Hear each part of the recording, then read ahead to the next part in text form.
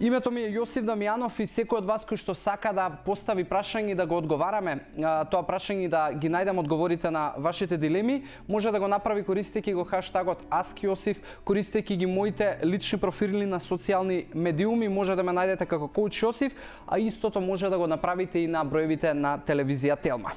Следното прашање доаѓа од Јована и прашува дали сировото млеко непастеризирано и нехомогенизирано е поздраво. Гледав некои статии и гласини поврзани со тоа, па ме интересира дали имаш некакви релевантни информации. Јована, искрено и јас сум дошол до овие гласини и шпекулации, но али никогаш не сум се заинтересирал малку повеќе, но искрено ме заинтересира твоето прашање и се нурнав малку повеќе да истражувам во сето ова.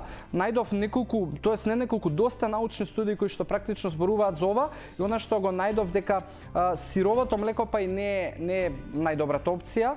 Пастеризирањето не значи дека се губи хранливата вредност, туку едноставно се заштитува од многу бактерии кои што ги има сировото млеко.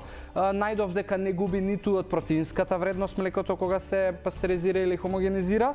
Исто така тоа е единствена опција за да го заштитиш од бактерии кои што може да бидат штетни за твоето здравје, така да дефинитивно е факт дека сировото не би била подобра опција од она тетрапак млеко кое што многу од нас го конзумираат.